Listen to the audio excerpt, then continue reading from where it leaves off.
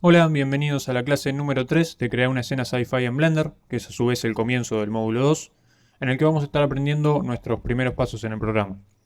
En esta clase, como ya están viendo en pantalla, nos vamos a enfrentar por primera vez a la temida interfaz de Blender. Hay botones por todos lados y ni les digo si empiezo a tocar botones y mover cosas y digamos a correr las cortinas que esconden tantos otros sitios más. Pero no teman que no cunda el pánico, decía Bolaños. Vamos a estar viendo paso a paso todas las partes elementales que necesitamos para familiarizarnos con qué es todo esto que estamos viendo. Lo vamos a partir en pedacitos como para poder analizarlo tranquilamente y que no se nos haga nada abrumador llegar a sentirnos cómodos y en control de Blender. Antes de empezar, un pequeño disclaimer, una advertencia. En este módulo vamos a estar viendo todo lo más de lo más básico del programa. Por lo tanto, si lo comparamos con lo que va a ser más adelante estar modelando un robot futurista, seguramente no sea esta la clase más divertida y dinámica de todas.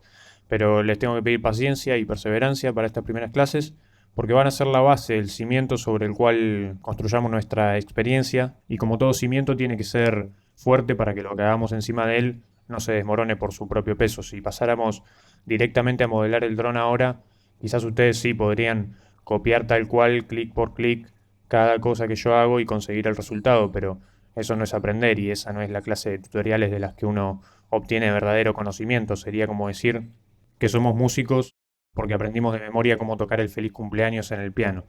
No aprendimos a tocar el piano, memorizamos una secuencia de acciones y las repetimos.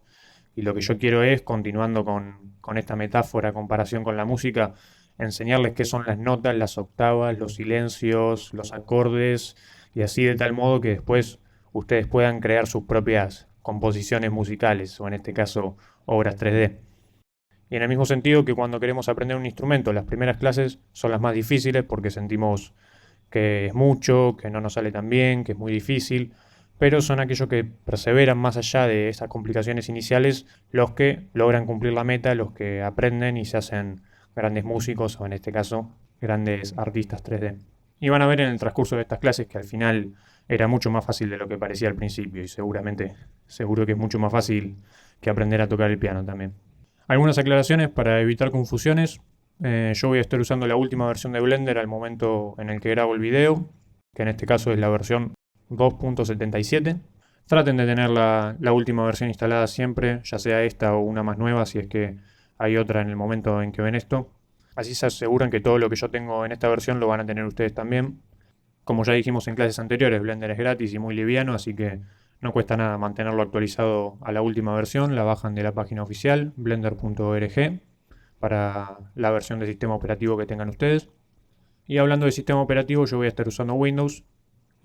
Pueden seguir el curso con el sistema que tengan ustedes, ya sea Linux o Mac. Pero tengan en cuenta los que están usando Mac, que cuando utilicemos algún atajo del teclado que involucre la tecla Control de Windows, en el caso de ustedes sería Command, y cuando usemos la tecla Alt, en el caso de ustedes sería la tecla Option.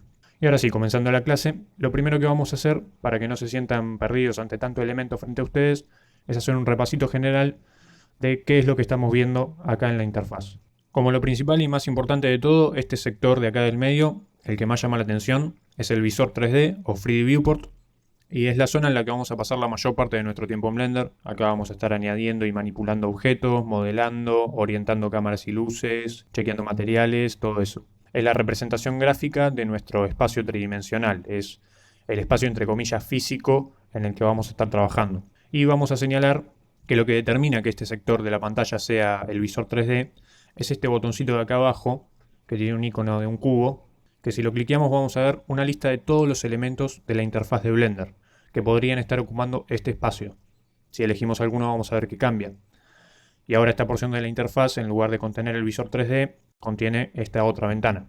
Por ahora lo vamos a volver a dejar en Free View y pasar al siguiente elemento de la interfaz. Justo debajo del visor 3D tenemos la línea de tiempo o timeline, que si el visor 3D era nuestra representación espacial de la escena, la timeline es la representación temporal, es decir, a dónde estamos parados en el tiempo, representado en forma de frames, es decir, en fotogramas. Podemos cliquear normalmente sobre ella y pararnos en otro frame, en otro punto en el tiempo, y tenemos controles de play, pausa, ir al inicio, etc. Ahora, si nos movemos en el tiempo, no vemos que pase nada porque no tenemos nada animado. Si tuviésemos, por ejemplo, animado este cubo para que se mueva, lo veríamos moverse a medida que cambiamos el cuadro. Y como pueden ver, acá abajo también está el mismo drop-down que teníamos en la ventana del visor 3D, en donde nos deja elegir qué aparece en este sector. Podríamos seleccionar y poner que aparezca otro visor 3D acá también. Por ahora lo vamos a dejar como estaba en Timeline. Arriba a la derecha tenemos lo que se llama el Outliner. Este tiene el iconito para elegir qué unidad de la interfaz va en este sector. Lo tiene arriba en lugar de abajo. Y el Outliner es básicamente una lista de todos los elementos que tenemos en nuestra escena. Como pueden ver en el visor 3D tenemos esto que es una cámara, esto que es un cubo y esto que es una luz, una lámpara. Y acá en el Outliner nos indica eso mismo en forma de lista: cámara, cubo y lámpara. Y podemos, por ejemplo, activar y desactivar la visibilidad del objeto con este iconito del ojito. No lo estamos eliminando, simplemente lo ocultamos. Podemos también activar y desactivar la posibilidad de seleccionar el objeto, que sería como bloquearlo en caso de que no queramos que se nos mueva sin querer. Y este otro icono de la camarita es para cuando hablemos de renderizado. Básicamente activa y desactiva la visibilidad, no en el visor 3D sino en el render, pero ya vamos a ver más adelante cómo funciona eso. Y después abajo del Outliner tenemos la ventana de Properties o propiedades, que es a grandes rasgos donde vamos a estar definiendo parámetros de distintas cosas. Por ejemplo, acá está seleccionada la solapa de render. Fíjense que todo lo relativo a render tiene siempre el iconito de la camarita, como habíamos visto también el iconito acá en el Outliner. Y en esta solapa de render del sector de la interfaz de Properties nos deja seleccionar atributos como por ejemplo la resolución de la imagen que vamos a renderizar, la velocidad de fotogramas, etc. Si nos vamos a otras solapas que ya vamos a ir viendo más adelante cuando no sean relevantes, vamos a tener más opciones para otro tipo de cosas. No me olvido de esta columna de aquí a la izquierda, pero esta en realidad no es otra ventana, sino que es un menú contextual propio del visor 3D, o sea, forma parte del sector de la interfaz del visor 3D, y lo podemos ocultar arrastrando desde el borde hasta que desaparezca, o traerlo y sacarlo sucesivamente apretando la tecla T de taza. Por ahora lo vamos a dejar oculto y vamos a ver ese panel más adelante. Todas estas ventanas que estuvimos viendo son personalizables y se puede modificar no solo, como ya vimos, qué elementos de la interfaz aparecen en ellas, sino también el tamaño. Si nos paramos con el cursor en la intersección entre dos ventanas, vamos a ver que el cursor cambia a una flecha de 2 puntas, indicando que podemos cliquear y arrastrar esa unión. Y también podemos crear nuevas ventanas o colapsarlas, eliminar ventanas. Para eso tenemos que encontrar una esquina de una ventana. Este símbolo que apenas se ve, pero son como 3 líneas diagonales, indicando que esa es la esquina de la ventana. Si nos paramos sobre él, vamos a ver que el cursor cambia por una cruz, indicando que podemos interactuar de otra manera con ese elemento. Y si arrastramos, cliqueando con el mouse desde ahí, vamos a ver que vamos a estar generando una nueva división de la interfaz. Y podemos convertir esa nueva división en otro elemento que nos sea útil. Por ejemplo, acá voy a poner el editor V, que lo vamos a estar usando en el módulo que hablemos sobre materiales y texturas.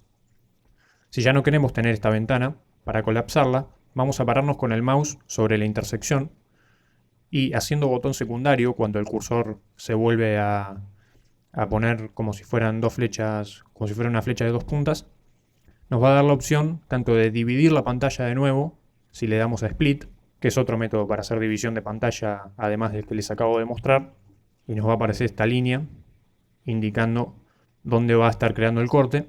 O si hacemos lo mismo pero cliqueamos Join, que significa unir, nos activa esta vista por flechas para que elijamos qué ventana se colapsa encima de la otra. Colapsamos hacia arriba o hacia abajo esta segunda partición que creamos y repetimos el proceso entre estas dos para volver a la interfaz que teníamos en un primer momento.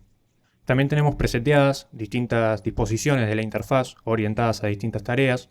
En este momento estamos en la vista por defecto, pero podemos seleccionar otra o crear un nuevo preset con el símbolo de más de acá. Simplemente modificamos nuestra interfaz como queremos, le damos a más y ahí vamos a estar creando un nuevo preset de interfaz. Acá nos muestra que estamos en la interfaz default. Podemos irnos a otra de composición, de scripting, de edición de video o cualquier otra, pero nosotros vamos a estar trabajando en la vista por defecto. Y en todo caso, si necesitamos alguna otra ventana, ya sabemos cómo crearla, la vamos a estar trayendo nosotros. Y un último dato antes de cerrar esta clase sobre interfaz: si queremos hacer que una ventana se vea en modo full screen, o sea que ocupe toda la pantalla, nos paramos con el cursor sobre la ventana que queremos agrandar y presionamos la tecla Shift más la barra espaciadora. Vamos a ver que se agranda y este es el único elemento de la interfaz que queda visible. Y para volver a la vista que teníamos antes, volvemos a tocar Shift y barra espaciadora. Esto sería todo para esta introducción a la interfaz de Blender. Los espero en la clase siguiente, donde vamos a estar viendo cómo navegar el visor 3D y cómo hacer selecciones y manipular objetos en el espacio.